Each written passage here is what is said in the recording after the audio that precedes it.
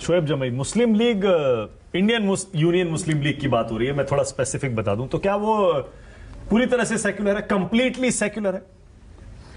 जैसे ही इस मामले पर Amit Malviya, fake news factory के चेयरमैन साहब, जैसे ही इन्होंने ट्वीट किया मैंने समझ गया, उनको डिफेंड करने के लिए आरपी सिंह जी अभी जवाब देंगे। मैं समझ गया कि भाई अब ये फेक न्यूज़ स्प्रेड होगा। आईयूएमएल दूसरी लोकसभा से लेकर 16वीं लोकसभा तक शायद ही कोई ऐसा दौर रहा हो जब उसके एमपी 2 या 1 संसद में ना रहे। सवाल ये उठता है, उन्होंने कहा कि भाई अगर सांसद अगर हैं, चुनाव भी लड़ रही है, इलेक्शन कमीशन भी सब कुछ कह रहा है और इजाज़त भी दे रहा है, तब भी क्या वो सेकुलर या कम्युनल कहलाया जा सकता है क्या, या उसकी डिफिनेशन हो सकती है? डेफिनेशन तो किसी में भी नहीं हो सकती, थिन लाइन है बहुत। जब तक आप उसके साथ सहयोगी बने रहते हैं तो वो सेकुलर हो जाती है, जब आप सहयोगी नहीं होते हैं तो आप कम्युनल हो जाती है। और ये सारी पार्टियों के लिए, जब कश्मीर में बुआ जी के साथ जब पार्टी सब थे जो बुरहान वानी को यहाँ से शहीद कह रही थी, तो बुआ जी जो हैं सेकुलर थी, अब बुआ जी कम्युनल है, ठीक है। उसी तरह जो है पैमाना उस बुनियाद पर तय ही नहीं हो सकता। अच्छा, है चाचा नीतीश चाचा सेकुलर हैं क्या? देखिए वही थिन लाइन है, जब आप साथ होते हैं। मैं आपकी राय पूछ रहा हूं। अब भारतीय जनता पार्टी की नजर से आप देखेंगे तो पहले जो है नीतीश चाचा जी जो है विकास पुरुष थे, हाँ। अब विनाश पुरुष हो गए। मैं आपकी राय पूछ रहा हूं, आपकी राय क्या है? हम तो हम बर्ड आई व्यू देखते हैं ना, आप लोग आईपीएल वगैरह में, तो बर्ड आई व्यू से देखिए आप। हाँ। उस बात को मैं चूंकि सुन रहा था, ऐसा नहीं है कि मैं नाआशना हूं इनकी बातों से। आप बीजेपी को कम्युनल कहते हैं ना? ना आशना इनकी बातों से। हाँ। अच्छा, अब आप सुन लीजिए, मेरा सवाल तो सुन लीजिए। मैं कह रहा हूं आप बीजेपी को कम्युनल कहते हैं, तो इसीलिए मैंने आपसे पूछा सेक्युलर कौन सी पार्टी? हाँ, क्या पैमाना होना चाहिए? इस डिबेट में यह साबित हुआ कि पैमाना यह होना चाहिए कि जो अपनी संविधान से हट करके, जो सेकुलर उसका कैरेक्टर है, जो इथॉस है, उससे हट करके कोई बात करे या उसको बदलने की कोशिश करे या वैसा सॉफ्ट स्टैंस लेके ब्रेन वॉश करने की कोशिश करे, ऐसे लोगों को आप कम्युनल या ऐसे पार्टी को कह सकते हैं। कैसे? जब कर्नाटक में इनकी पार्टी के इससे पहले वाली जब थी यहाँ से कार्यकाल मोदी जी का, तो उसमें एक हेगड़े जी जो है मंत्री थे। जानते हैं कर्नाटक में उन्होंने क्या कहा था कि जब हमारी सरकार आएगी, हमारी सरकार रहते हुए हम संविधान को चेंज कर देंगे। आए दिन कोई ना कोई भारतीय जनता पार्टी का नेता ये कहते हुए सुना जाता है कि भाई हम संविधान को चेंज कर देंगे, बगैर संविधान को चेंज। तो जो संविधान को ही चेंज करने की बात करते हो, जो बाबा साहब अम्बेडकर और पता नहीं कितने कितने महापुरुषों ने मिलकर बनाया है, जो इस देश की इथॉस है, तो क्यों ना उनको कम्युनल कहा जाए? अभी मैं सुन रहा था शाहबानो का फैसला जब पलटा जिस सरकार ने, वो सेक्युलर था। बचाने की कोशिश मत कीजिए, जो लोग सर्टिफिकेट दे रहे हैं उनको थोड़ा मुझे दिखाने दीजिए जरा सा। ऐसे नहीं हो सकता। देखिए, अभी आप ऐसे नहीं हो सकता। सब लोग बोल रहे थे तो आप सुन रहे थे, दूसरा छोड़ देंगे। सब लोग बोल रहे थे तो आप सुन रहे थे। मुझे आप मेरा जवाब नहीं दे, काउंटर ले लीजिएगा। मैं बस 30 सेकंड में खत्म कर रहा हूं। करिए। कि जो सर्टिफिकेट बांट रहे हैं ना, उनके सर्टिफिकेट मैं सुन रहा था, उन्होंने कहा जी अकाली दल जो है वो तो बिल्कुल सेकुलर है क्योंकि वो बाकी हिंदुओं को भी चुनाव लड़ाती। तो भाई एमआईएम भी अपने पार्षद जो है ना उनके हिंदू हैं, कई एमआईएम के पार्षद हिंदू हैं, तो वो भी यहाँ से फिर सेकुलर हो गए। ये पैमाना हो ही नहीं सकता। अनर्गल बातें करने से और कुछ भी थेथराई करने से कोई आपकी बात साबित नहीं हो जाती। अब जवाब देंगे। मेरा मानना है कि अगर कम्युनल और सेकुलर का अगर यहां से डिवीजन और उस थिन लाइन को समझना है, तो वही बात है जो आज धीरेन्द्र शास्त्री जैसे बाबाओं को जो समर्थन कर रही है जो पार्टी, और कौन मंत्री कर रहा है, कौन लोग हैं जो हिंदू राष्ट्र की बात कर रहा है। ये संविधान की सेकुलर इथॉस की बात करने वाले लोग अगर कम्युनल नहीं है तो कौन है बताइए। ठीक है, अब मेरा सवाल, अब जवाब दीजिए जी। अब बताइए, शिवसेना सेकुलर है? देखिए, शिवसेना तो आज इन्हीं के साथ है। फिर से कहां है शिवसेना इनके साथ? मैं उद्धव गुट की बात कर रहा हूं। क्यों गुट क्यों है? अरे भाई सब एक ही साथ है। जवाब देना नहीं है, एक ही आरोप सारे आपको लगाने हैं। ऐसे कैसे हो सकता है कि मैं कांग्रेस के समर्थन में? मैं किसी की बात नहीं कर रहा हूं, मैं आपकी राय पूछ रहा हूं। मैं अपनी बात रख रहा हूं कि ये थिन लाइन, जब शिवसेना बीजेपी को कम्युनल कहते हैं, शिवसेना को जनता पार्टी के साथ था, तो वो ऐसे नहीं चल सकता शोएब जमई, सेकुलर था। वो तो हिंदुत्व के यहाँ से हृदय सम्राट थी। देखिए, वो इसका जवाब यहाँ से नहीं है, कांग्रेस का साथ है, तो वो हिंदुत्व हृदय सम्राट जवाब वो देंगे। लेकिन मैंने कहा शोएब जमई, आप एक अभी भी उद्धव गुट के अलावा शिंदे गुट इन्हीं के साथ है। आप अपना व्यू रखते हैं ना एक? हाँ, रखते हैं। आपने बीजेपी को कम्युनल कहा, आप अक्सर कहते हैं। मैंने कहा शिवसेना के बारे में भी 2 शब्द कह देते फिर, मैं आप या नीतीश कुमार के बारे में 2 शब्द कह देते। शब्द मत डालिए। मैं ये कह रहा हूं कि कोई दूध का धुला नहीं है। ये थिन लाइन जो पैमाना इस बुनियाद पर है कि जब आप सहयोगी हैं तो वो बहुत बढ़िया दूध का धुला है, जब आप सहयोगी नहीं हैं तो फिर वो बहुत खराब है, देश विरोधी है। ऐसे भारतीय जनता पार्टी का एक वॉशिंग मशीन है, वॉशिंग पाउडर भाजपा, दूध सी सफेदी कपड़ों में आए, बलात्कारी अपराधी भी धुल धुल जाए, washing powder. RP Singh ji बोलिए, ये जिंगल चला दीजिए। पैमाना तो एक ही होना चाहिए ना आरपी सिंह जी। विधायक हैं आरजेडी के बिहार से, उनका नाम है नेहालुद्दीन, थोड़ा ध्यान दीजिएगा, उनका नाम है नेहालुद्दीन, अगर वॉशिंग पाउडर से आपका ध्यान निकल गया तो। वो कहते हैं कि हमारे मुसलमान बच्चे अपनी सेल्फ डिफेंस में बम बनाते हैं तो क्या बुराई है, हम बनाएंगे। ना नीतीश कुमार की आवाज़ खुलती है, ना राहुल गांधी की, ना जमाई साहब की। एक बार नहीं बोला ना कि गलत कहा भी, आप देश के अंदर बम बनाने की फैक्ट्रियाँ चालू करेंगे क्या सेल्फ डिफेंस के अंदर? एक अक्षर नहीं बोला, कभी एक अक्षर नहीं बोलेंगे। यही जो जिस पार्टी को डिफेंड कर रहे हैं आज कांग्रेस और बाकी लोग डिफेंड कर रहे हैं, उनके नेता शरिया लागू करने की बात करते हैं। उनके जो फाउंडर थे वो शरिया लागू हो देश के अंदर, वो ऐसी अभी ये देश के संविधान की बात करते हैं, वो शरिया लागू की बात करते थे। ऐसे ही वहाँ पर दंगे हुए 2003 के अंदर। और ये मैं नहीं कह रहा, जो थॉमस जोसेफ कमीशन बना, थॉमस जोसेफ कमीशन ने बड़ा कैटेगोरिकली बोला कि वो दंगे सारे मुस्लिम लीग ने कहा, ये मेरा नहीं, ये उनका इन राइटिंग डॉक्यूमेंट आपको भेज दूंगा जी। वो कह रहे हैं कि उन्होंने कराया दंगे। अभी हाल में, अभी पिछले इसी मतलब ये फरवरी के महीने में वहाँ पर मंदिरों को हरे रंग से पेंट कराने की कोशिश की जा रही है। यहाँ पर आईएमएल का दबदबा है, मुस्लिम का दबदबा है, वहाँ पर मंदिरों को हरे रंग से पेंट करने की कोशिश की जा रही है। एक अक्षर नहीं बोला जाएगा। तो सबको पता है कि वोट बैंक की राजनीति चलते हुए चश्मा पहना हुआ है, उस चश्मे से देखा जाएगा सब कुछ। अब वो मैं छोटा सा काउंटर दोस्त, मैंने आपको टोका नहीं ना एक बार भी, आपको मैं 10 बार काउंटर कर सकता था आपको, अच्छी बात नहीं है ना जी। तो वो एक चश्मे से देखा जाएगा। मैं वापस मूल बात कहता हूँ, देश के अंदर अगर सांप्रदायिकता के नाम पे सबसे पहले किसी ने चुनाव की राजनीति की तो कांग्रेस पार्टी थी।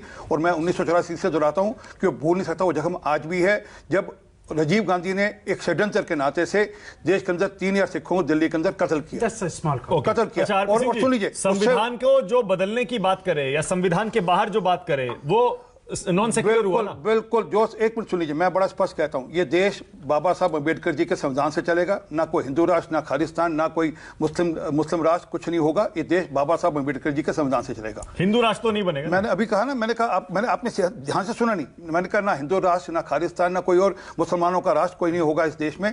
ये देश बाबा साहब अम्बेडकर जी के संविधान से चलेगा। बहुत बढ़िया। एक अगली बात, एक मिनट और कृपा करके जरा हिंदू की परिभाषा क्या है वो मैं चाहूंगा, मैं भेज दूंगा आपको, आप जमाई साहब को भेज दीजिएगा। कोर्ट का जो मेरे हिसाब से नहीं, कोर्ट की हिंदू की परिभाषा क्या है, और राहुल गांधी को भेज दिएगा ताकि उनको सेकुलर का परिभाषा समझ लग जाएगी, जिसमें उन्होंने बड़ा स्पष्टता से कहा, एक सेकंड एक मिनट रुक जाना बहन, मैं बात करूं। इन्होंने बड़ा स्पष्टता से कहा कि हिंदू कोई रिलीजन नहीं है, हिंदू जीवन पद्धति है। ये उस जीवन पद्धतियों को मानते नहीं, नकारते हैं। ओके राधिका, चलिए, ये व्हाट्सएप फैक्ट्री के सर्टिफिकेट लिए मुबारक। आपको पता है मैंने सर्टिफिकेट कर दिया, मैंने सुप्रीम कोर्ट का कोर्ट किया। ये व्हाट्सएप क्या शुरू करते रहते हैं? अरे ये व्हाट्सएप फैक्ट्री क्या लगा रखते हैं आप हमेशा? मेरे को ये चिल्लाने वाला डिबेट नहीं करनी। देखिए, मैं इनसे सवाल पूछूंगी, ये जवाब नहीं देंगे। फैक्ट्री का क्या? चलिए, ये पूरा करके चिल्लाना। सुप्रीम कोर्ट के फैसले को व्हाट्सएप फैक्ट्री के लिए फैसले की बात कर, मैं जो सुप्रीम कोर्ट का हिंदू की परिभाषा को जो फैसला है उसको ये व्हाट्सएप फैक्ट्री का। चलिए आगे चलिए, नहीं बता रही है, मुद्दे पे आते हैं। वो कम्युनलिज्म के ऊपर है, वो सेकुलरिज्म की बात करते हैं। मुद्दे पे चले, मुद्दे पे चले। कि जो चला लीजिए, पहले चला लीजिए, पानी पीजिए थोड़ा, टेम्परेचर डाउन रखिए। सुनिए, ये अहमद कौन है? कोर्ट की परिभाषा है, वो सेक्युलर है। अरे मैं जो पूछ रहा हूं, आप चला लीजिए। क्यों? अरे सुनिए ना, इसे पूछना है 2 करोड़ नौकरियां साल की कहा है, जवाब दिया। बेटियां क्यों बैठी हुई है रेस्टलेस? हिंदू के बारे में आरपी सिंह जी बता दीजिए, चलाने दीजिए। दर्शक समझ नहीं पाएगा, एक साथ पानी बोलिए, पीजिए, एक एक आराम से बात करिए। पानी पीजिए, पानी पीजिए, चलाने से कुछ नहीं होगा। इतना शोर, इतनी आवाज देश की रेसलर बेटियों के लिए उठाइए आरपी सिंह जी, देश आपके सामने नतमस्तक हो जाएगा। इतनी आवाज उठाइए, अब सवाल का जवाब दीजिए। ये अहमद कौन है? प्रियंका वाड्रा को बोला राजस्थान जाया करे जरा कभी कभी। राजस्थान में जिस प्रकार से बेटियों को अत्याचार हो रहे हैं, कभी को राजस्थान भेजा करो प्रियंका वाड्रा को। ये बता दीजिए, ये स्तर है आपका जो आप ये नहीं बता मानने को चाह रहे हैं। देश को दिखाइए, जब देश की बेटियां न्याय मांग रही है, उन पे आप लाठी चला रहे हैं और कांग्रेस पे कैसी भाषा इस्तेमाल करें हमारे अभी कहा कि आप मुझे कौन सी व्हाट्सएप फैक्ट्री में हिंदू की परिभाषा सुप्रीम कोर्ट की है? ये सुप्रीम कोर्ट की परिभाषा है है जब व्हाट्सएप की फैक्ट्री है, ये चलेगा नहीं, ये सुप्रीम कोर्ट की व्हाट्सएप की फैक्ट्री आपको नहीं टोका, आपको पूरा टाइम मिला, ये व्हाट्सएप नहीं टोका। जब जवाब नहीं होते तो लोग ऐसे ही खिसियाते हैं। ई अहमद कौन है ये बताएंगे? जानते हैं आप ई अहमद कौन है? और ये जानते हैं यशवंत शिंदे कौन है? ये नहीं बता पाएंगे क्योंकि जानते नहीं। ई अहमद वही हैं जो IUML से नेता थे और उनको किसने UN भेजा था भारत को रिप्रेजेंट करने में? अटल बिहारी वाजपेयी जी ने। अटल मुख्यमंत्री है, कह रहे हैं कुछ भी बोलते हैं, आपको कुछ भी बोलते हैं, इनको यही नहीं पता। मुख्यमंत्री है वो कह रहे हैं कि सबसे बड़े नेता जिनकी वजह से दो सीटों से भारतीय जनता पार्टी ने पहली सरकार बनाई, अटल बिहारी वाजपेयी जी ने, इनके आगे मोदी जी भी नतमस्तक होते हैं। इतनी बड़ी यात्रा निकाली थी जब उनका देहांत हुआ था, वो उनके लिए इतने बड़े बड़े हर साल इवेंट करते हैं जब उनकी श्रद्धांजलि सभा होती है। उन्होंने भेजा था ना UN में 2004 में, तब क्या थे वो? अगर कम्युनल थे तो क्यों भेजा था वाजपेयी जी ने? जब इनको ये भी नहीं पता होगा, जैसे इनको ये नहीं पता था कि इनके साथ नागपुर में सरकार थे। अब आती है बात यशवंत शिंदे की, क्योंकि यहां पे ये बॉम्ब बनाने की बात कर रहे थे। मैं नहीं जानती कि RJD के कौन से MLA ने या कौन से नेता ने क्या किया। यशवंत शिंदे RSS का वर्कर है जिसने ऑन रिकॉर्ड महाराष्ट्र में कोर्ट में एफिडेविट दिया कि मैंने RSS का ट्रेनिंग कैंप अटेंड किया जिसमें हमें बॉम्ब बनाने की बॉम्ब बनाना सिखाया गया। ये माना जी, हाँ बिल्कुल, और जगह भी बता देती हूँ, जगह भी बता देती हूँ। देखिए इनको पता ही नहीं कि पार्टी वाले क्या करते, तो मैं क्या कहूँ? सुप्रीम कोर्ट के फैसले का तो भाषा बताएंगे, इनको पता ही नहीं है हिंदू की परिभाषा को सुप्रीम कोर्ट ओके, शक्ति यादव बताएंगे। शक्ति यादव की बारी है। शक्ति यादव बोलिए, क्या कहना चाह रहे थे, बोलिए। ऑर्डर में लीजिए, डिबेट ऑर्डर में लीजिए। हाँ बोलिए। मानव गुप्ता जी, दो बातें। एक बात बिल्कुल स्पष्ट तौर पे, एक सवाल चूंकि आप राजद से जोड़ करके उन्होंने उठाया और भारतीय जनता पार्टी के साथी प्रवक्ता ने उठाया। मैं एक बात ईमानदारी से कह सकता हूं कि RP सिंह ये Bharatiya Janata party by birth ideologically नहीं है। ये मैं ईमानदारी के साथ 45 साल हो गए साहब। अरे सुनिए, मैं संघ स्वयंसेवक भी हूँ, आपकी जानकारी दे रहा हूँ। अरे सुनिए, आपकी जानकारी दे रहा हूँ। मैं संघ स्वयंसेवक भी हूँ, समझे नहीं? इसलिए मुझे मत समझाइए क्या कहनी है। ओके, निजी टिप्पणी मत करिए। शक्ति यादव मुद्दे पर बोलिए, चलिए मुद्दे पर बोलिए। कंप्लीट बम मत चलाइए, यहाँ पे बोलने दीजिए। अरे मुद्दे पर बोल रहा हूं ना, सुनिए। उन्होंने बातें कही थी राजद के संदर्भ में और मैंने उस बयान पर सफाई ही नहीं दिया था, बल्कि उस विधायक ने स्पष्ट तौर पे कहा था कि हमने ये बात कही ही नहीं है और हमने इसका प्रतिकार किया था। आपको उनका वीडियो भेजूंगा, वीडियो याद से आपको वीडियो भेज दूंगा मैं। तो लो भैया। अच्छा बात पूरी। अरे भाई साहब सुन लो, बोलिए। नहीं ठीक है, कोरोना के बाद में बहुत चीजें हुई है जो यादाश्त को कम कर देती है। आप पर भी मेरी यादाश्त नहीं, आपकी यादाश्त ठीक कीजिए। 5 बादाम भेजा करूंगा रोज आपको खाने के लिए, यादाश्त ठीक रहेगी। जरा पता भेज दीजिए को 10, 12, 20 किलो बादाम भेज दूंगा यादाश्त ठीक करने के लिए आपकी। परंतु ये याद रखिएगा, बहुत बड़ी रिसर्च हुई है। ये वीडियो भेज दूंगा आपको मैं। ओके, अपनी बात पूरी करिए शक्ति यादव। इनका वीडियो भेज दूंगा। मुद्दे पे प्लीज सुन लीजिए। और अगर मैं गलत हूं तो मेरे पे मुकदमा ठोक दीजिएगा। याद से कोरोना का असर है, रोकिए इनको। अच्छा ठीक, आज सर कोरोना का असर है, ठीक है, कोई नहीं, मैं तो आपके कोरोना का असर बता रहा हूं। जो आपने चश्मा बदल लिया, आपको दिखता ही नहीं, नंबर ठीक रही है, आंखों का असर हो गया आप पे, सुनाई भी ठीक नहीं देता आपको। चलिए शक्ति यादव मुद्दे पे आइए। Sir please please please please please नहीं प्लीज नहीं, अपना पता बता दीजिए, मैं भेज दूंगा अभी 2 घंटे में। आपके पड़ोसी से किसे कहकर कुछ बादाम भेज देता हूँ, आपकी दिमाग ठीक होगा। थोड़ा कॉफी भेज दूंगा, ठंडी रहेगी दिमाग में। आपने साबित कर दिया कि असर हो गया है। नहीं, आपका असर हो गया है। आपने साबित कर दिया की बात तो सच मानने को तैयार नहीं है, जो कि ऑन रिकॉर्ड है। आप सर आप सुन, मानक जी रोकिए तो कम से कम ऑर्डर में लीजिए। चलिए एक बात मैंने कहा कि जब भी नीतीश कुमार जी का, एक मैं जरूर कह सकता हूं कि विवादित मुद्दों पर उन्होंने स्पष्टता के साथ ये बात कहा कि हम इन विवादित मुद्दे जो धर्म, जो संविधान से इतर है, उस पर उन्होंने सहमति व्यक्त नहीं की थी। इतनी बात है, लंबी सफर उन्होंने तय की भाजपा के साथ, सबको पता है, ये बताने की जरूरत नहीं है।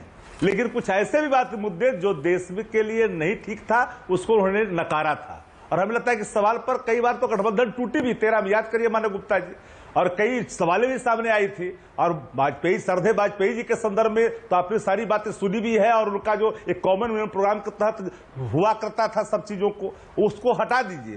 वर्तमान जो निर्माण हुआ है भारतीय जनता पार्टी का, उसके संदर्भ में पूरी व्याख्या जो खुल करके आई है। एक बात तो साफ है ना, आज जो डिबेट कर रहे हैं, महंगाई पे चर्चा होती है क्या? बताइए ईमानदारी से। महंगाई की चर्चा होनी चाहिए, बेरोजगारी की चर्चा होनी चाहिए, अर्थव्यवस्था की चर्चा होनी चाहिए। हम नहीं कर पाते हैं। हम तो ऐसे मुद्दों की चर्चा करते हैं जो मुद्दे देश के हित के लिए। अब रुक जाइए मानव गुप्ता जी, देखिए सुनिए, अच्छा पे चर्चा होती नहीं होती, कल ही हो रही थी, कल शाम को ही हो रही थी। नहीं, कल नहीं। और देखिए, राहुल गांधी 3-4-5 दिन से विदेश में जाकर जो कह रहे हैं उस पर चर्चा हो रही है। इसलिए ये मत कहिए कि ये ऐसे मुद्दे पर हम चर्चा कर रहे हैं जो इंपॉर्टेंट नहीं है। राहुल ने बोला इंपॉर्टेंट ही होगा। हम ये नहीं कह रहे कि प्रधानमंत्री जी भी जाते हैं बाहर, उस पर भी चर्चा करते हैं आप है। हाँ, राहुल गांधी जी भी जा रहे, वो भी चर्चा करते हैं। अरे भाई, तेजस्वी कुछ कहते हैं उस पर भी चर्चा करते हैं। हमारा काम क्या है? यही तो है। बीजेपी इनर करंट है। अरे हम तो कह ही रहे हैं भैया, हम तो कह रहे हैं कि इनर करंट है अगेंस्ट बीजेपी। इसको आप ओके, अनंत विजय क्या अंडर करंट है बीजेपी के खिलाफ? अनंत विजय जैसा राहुल गांधी कह रहे हैं, और 24 में कांग्रेस हैरान कर देगी। अब अंडर करंट देखिए मानक जी, दो बात लगातार चुनाव के समय कहा जाता है, एक तो अंडर करंट और दूसरा मतदाता खामोश है। हाँ। मुझे तो आज तक याद नहीं है 26-27 वर्षों की पत्रकारिता में कि कभी भी मतदाता चिल्ला के कह रहा हो कि हम इस पार्टी को वोट देंगे। तो ये तो खैर अंडर करंट का पता चल जाएगा। 2024 में गए माघ दिन 13 बाकी, अब ज्यादा समय बाकी है नहीं। अभी बहुत अच्छा संगीत आपके शो पे चल रहा था, एक भाई साहब गाना भी गा रहे थे, मुझे बड़ा अच्छा लग रहा था। और जो उनको एक कर्नाटक के हेगड़े साहब की याद आ रही थी कि संविधान बदल देने का दावा करते हैं। भाई साहब को इंदिरा गांधी की याद नहीं आई, जिन्होंने प्रस्तावना को तब बदल दिया जब संसद थी नहीं।